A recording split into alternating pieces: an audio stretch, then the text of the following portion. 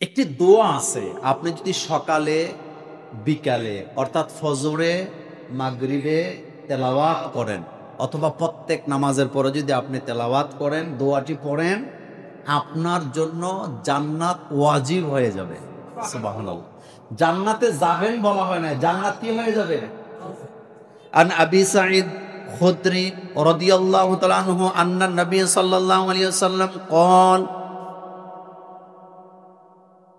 হযরতে আবু সাঈদ খুদরি রাদিয়াল্লাহু তাআলা আনহু বলেন, রাসূল কারীম সাল্লাল্লাহু আলাইহি ওয়াসাল্লাম থেকে বর্ণিত হয়েছে, রাসূল বলেছেন, মান ক্বালা রাদাইতু বিল্লাহি রাব্বান ওয়া বিল ইসলামি দীনা ওয়া বি মুহাম্মাদিন রাসূলা ওয়াজাবাত লাহুল জান্নাহ।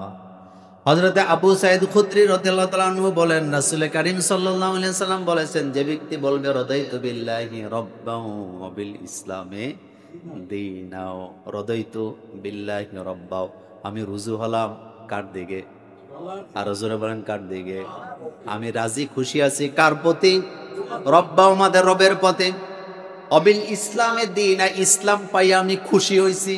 সুবহানাল্লাহ পড়েন, ইসলাম পাই আমি কি হইছি, অবিল ইসলামে দীনা, ইসলামই হলো আমার দিন, শরিয়াহ হলো আমার বিধান, অবি মুহাম্মাদিন রাসূলা সাল্লাল্লাহু আলাইহি ওয়াসাল্লাম, আর মুহাম্মাদুর রাসূলুল্লাহ সাল্লাল্লাহু আলাইহি ওয়াসাল্লাম তিনি হচ্ছেন আল্লাহর রাসূল, ওয়াজাবাত লাহুল জান্নাহ, আল্লাহর নবী বললেন তার জন্য জান্নাত ওয়াজিব হয়ে যায়। রব মানতে হবে কাকে, আর বিধান মানতে হবে ইসলাম, ইসলাম ছাড়া অন্য কিছু মানা যাবে না। এরপরে আদর্শ মানতে হবে মুহাম্মাদুর, আমাদের আদর্শের নাম কি বলেন, মুহাম্মাদুর রাসূলুল্লাহ সাল্লাল্লাহু আলাইহি ওয়াসাল্লাম। এই তিনটা কথা যারা স্বীকৃতি দিবে, আরেক হাদিসে আসছে কবরে তাদের প্রশ্নগুলোকে আল্লাহ সহজ করে দিবে। সুবহানাল্লাহ পড়েন, কবরে তাদের প্রশ্নগুলো সহজ করে দিবেন কে। কবর ভয়ানক জিনিস। আলেম হইলে, বক্তা হইলে, পীর হইলে, আমলদার হইলে কবরের আযাব থেকে বেঁচে যাবে এর কোনো গ্যারান্টি কি না, নাই। কবরের প্রশ্নের জবাব দিতে পারবে তারা যাদের প্রতি আল্লাহ খাস রহমত নাযিল করবেন, নতুবা কবরের ফিতনায় পড়ে যাবে।